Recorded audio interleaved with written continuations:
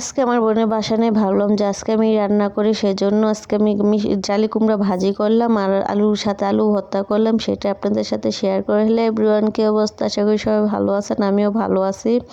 প্রথমে চুলাটা জ্বালিয়ে কড়াইটা বসে নিয়েছি, নিয়ে এখানে পরিমাণ মতো পেঁয়াজ কুচি বেশি করে দিয়ে দিয়েছি, যেহেতু আলু ভর্তা করবো। আলুর জন্য পেঁয়াজটা এখান থেকে ভেজে নিয়ে আলাদা করে উঠিয়ে দেবো। আর এই কড়াইটা দেখতেছেন, ভাবতেছেন কড়াইটা ধোয়া না, কিন্তু কড়াইটা ধোয়া। কড়াইটার মধ্যে ডিম ভাজা হয়েছে, তেল রয়ে গেছে, সেজন্য কড়াইটার দেওয়া হয় না। এখানে যে পরিমাণ মতো তেল দিয়ে দিয়েছে, যেহেতু আমার বোন একটু তেলের পরিমাণটা বেশি খাই, জন্য আমি এখানে এসে এখন তেলের পরিমাণটা বেশি দেওয়ার চেষ্টা করি।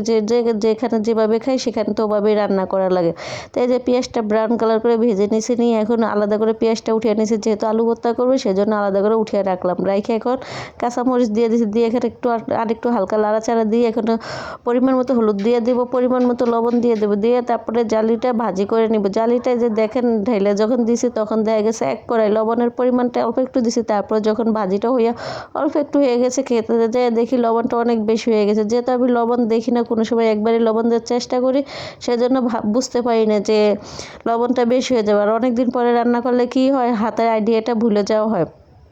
এই যে দেখেন ভাজিটা প্রায় হয়ে গেছে, ভালো করে একটু পর পর ঢাকনা দিয়ে উল্টে আর ভালো করে ভাজিটা ভেজে নিছি, একটু পর পর লাড়াচাড়া দিয়ে দিছে, যে এখন দেখেন ভাজিটা হয়ে গেছে। যে আবার ক্যামেরাম্যান, সেই ক্যামেরাম্যানের মনে করেন অন্ধকার দিয়ে দাঁড়াইছে, সেজন্য ভালো দেখা যাইতেছে না। ভিডিওর মাঝে এডিট করার মাঝে একটা কল এসে পড়ছে, যখন ভাজিটা হয়ে গেছে প্রায়, ভাজিটা নামিয়ে ফেলাবো। নামিয়ে ফেলে তারপরে এখানে আবার আলু ভর্তাটা করব।